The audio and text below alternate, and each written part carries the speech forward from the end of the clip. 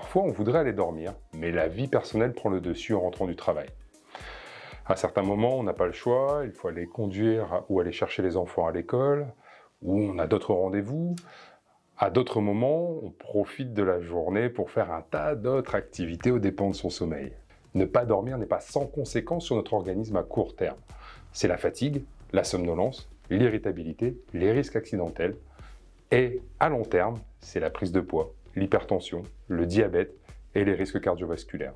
Je vous propose de ne pas vous aider à dormir, mais plutôt de vous aider à ne pas vous réveiller tout seul au moment du coucher. Alors nous sommes des animaux diurnes, c'est la lumière du soleil qui régule notre horloge biologique. Tant que nous sommes exposés à la lumière du soleil, notre organisme envoie les hormones de l'éveil. Quand le soir il n'y a plus de soleil, dans l'obscurité, notre cerveau envoie les hormones du sommeil, la mélatonine. Le problème, c'est que notre cerveau ne fait pas la différence entre la lumière du soleil et la lumière de la tablette, du téléphone ou de l'ordinateur. Tant que nous sommes exposés à la lumière de ces éléments, on ne peut pas sécréter l'hormone du sommeil et celle-ci est bloquée pendant 2 heures. Donc pour faciliter l'endormissement, évitez de vous exposer à la lumière de la tablette, du téléphone et de l'ordinateur dans les 2 heures avant d'aller vous coucher. A l'inverse, si cela vous réveille, n'hésitez pas à vous exposer à ces écrans avant la prise de poste le matin au réveil.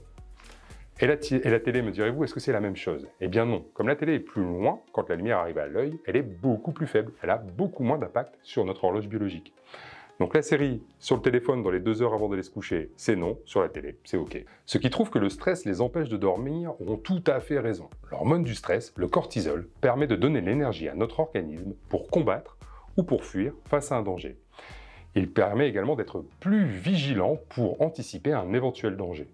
Quand on a l'énergie pour se battre, quand on est sur le qui-vive, on comprend qu'il soit plus difficile de s'endormir. Le travail posté peut être, pour certaines personnes, à l'origine d'une moins bonne adaptation aux situations stressantes. Il semble même que cela soit une motivation de l'arrêt du travail posté. Dans ce contexte, il est important d'apprendre à gérer son stress. Pour certaines personnes, elles évacueront en ayant une activité physique, une activité sportive. Pour d'autres, il faudra penser à faire l'essai de pratiques comme la méditation, l'hypnose, la sophrologie, la cohérence cardiaque. Il apparaît qu'avec l'âge, on s'adapte moins facilement aux changements d'horaire imposés par le travail posté. Quand on demande à une personne si elle récupère d'une soirée à plus de 40 ans comme à 20 ans, elles sont en général unanimes, la réponse est non. Il n'y a donc pas que la motivation qui joue. L'âge a un impact sur l'adaptabilité de notre horloge biologique au changement d'heure, au changement de rythme. Une étude française sur plus de 3000 salariés a retrouvé que les troubles du sommeil liés aux horaires décalés apparaissaient significativement les plus importants dans la 4e décennie, et tout particulièrement dans cette étude à 42 ans. Qu'est-ce qu'une bonne chambre? Une bonne chambre est un endroit calme où l'on se sent bien. Le bruit et la lumière peuvent perturber le sommeil, on conseille donc de maintenir l'obscurité pendant le sommeil en fermant les volets ou en utilisant un masque de nuit comme ceux que l'on trouve dans les avions. Il n'est pas autorisé d'étouffer votre conjoint s'il ronfle, mais si l'environnement est bruyant, il est toujours possible d'utiliser des bouchons d'oreille.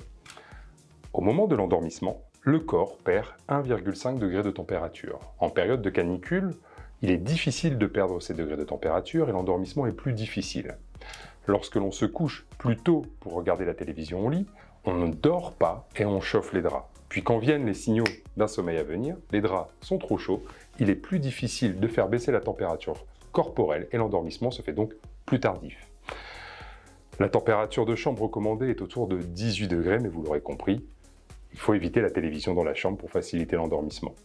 Si l'on s'endort devant la télévision, les éclats sonores et les éclats lumineux nous sortent du sommeil profond pour aller dans le sommeil léger. Une fois encore, on dort, mais d'un sommeil non réparateur. Il est donc important de réserver la chambre au sommeil ou aux activités intimes, mais il faut en exclure la télévision et les autres écrans. Il est recommandé d'avoir un oreiller et une literie confortables pour bien dormir. Vous pouvez trouver plus d'informations sur le choix de la literie sur le site indépendant de l'Institut national du sommeil et de la vigilance, l'INSV.